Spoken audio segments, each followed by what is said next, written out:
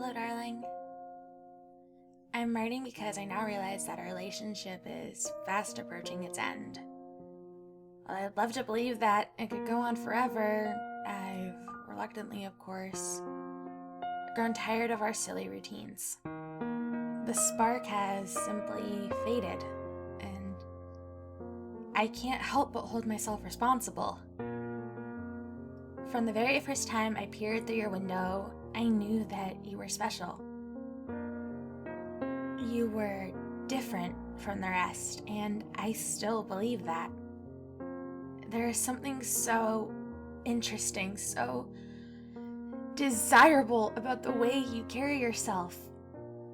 The things that you do when you believe you're alone, watching you, is what has kept me here for so long. In fact, I remember vividly the first time I watched you sleep. You were so peaceful, yet right when I feared I was wrong about you, that I may grow bored of you so early, you laughed. You surprised me. You were never like the rest. There's no way you could have been.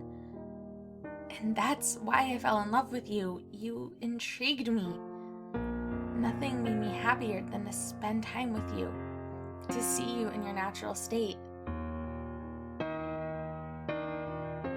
Fun fact, did you know that people are most themselves when no one else is around? Yes, things were so magical then. Now I've taken to watching you carry out the same routine over and over. You go to work, buy groceries, and that's it. What's happened to you?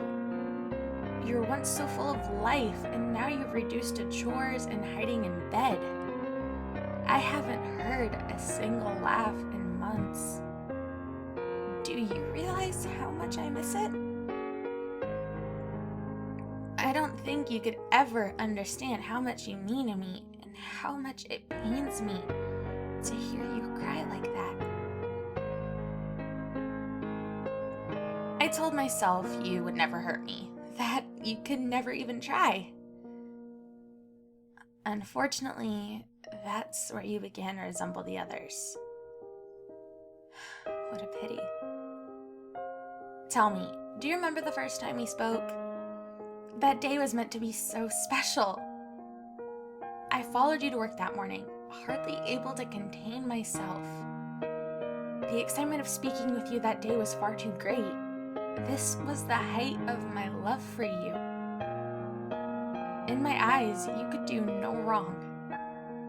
I meticulously planned our meeting. You would never know that I had followed you and watched you for all of these months. Although when I gathered all my courage to speak with you on the train, I was simply disregarded by you. I doubt that you remember our conversation, or the fact that you attempted to ignore me to begin with. I could wager anything in the world that you wouldn't even recall my name if I asked you today. The conversation was nothing like I had imagined. You dimly passed my attempts at starting it with short answers. Every part of you seemed to reject me before you even knew me. That hurt, darling. When I realized that, I let slip a few things I knew from our time at home. Of course, I knew about your social life, your quirky habits, and even your favorite drinks.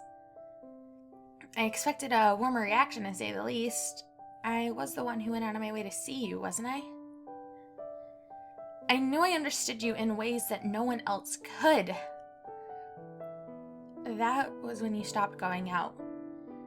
You seemed to want to close yourself off from the world. And as if to take your rejection one step further, your whimsical nature seemed to go missing once you knew about me. Did you want to hide all of yourself away from me, to even take away a time at home? Did you want to hide all of yourself away from me, to even take away our time at home? I didn't mean to startle you or scare you away. I love you. I can now say that possibly going to speak with you a second time was my own mistake, and for that, I apologize. I was foolish to come to your doorstep, and even though it felt like such familiar terrain, you have to understand how lost I was.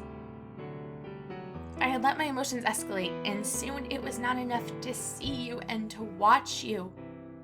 I needed more than that. I needed to interact with you again.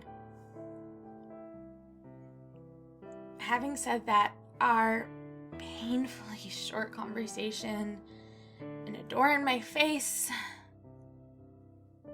that doesn't sit well with me. I would simply love an apology for that. But what disappoints me the most is that just like the others, you'll apologize, though you won't mean it. I know this because a persuader is a great weapon, and after that, everything you do will simply be out of pity. You'll see me as crazy and reject me all over again. You will comply simply to make me feel better, and I can't stand pity. And I especially don't want yours. That is why you must bring this to a conclusion. That way you'll be mine forever, and we can skip the usual process, because I've done all that before. I will end this before the restraining orders, before I begin to get bitter. While good memories are still young. Even now that I know things are going awry, I can still look at you with no contempt. You may wonder now what will become of you. And I can assure you, darling, just as in life, you will be treated nothing like the others. I think I'll tie ribbons around the cut-off locks of your hair. They'll make great decorations for my bedroom. Perhaps I'll put a tack through them so that they can hang above my bed. Your ribs may find their place on my living room wall, especially close to the fireplace. That way, I will always know that your bones are warm by the fire. Finally, I found an antique tear catcher so that your final tears can be encased in it, and that I can always have you with me. Don't mistake me, darling. I've never treated anyone or their remains with such reverence. You are special, and you're mine. Even if I'm done with you and we're separated more permanently, I'll still be yours. I'll always be yours. And with each victim that comes subsequently, even if there were a person who could return my affections, you will remain special among all of those who have fallen by my hand. Love, your not-so-secret admirer.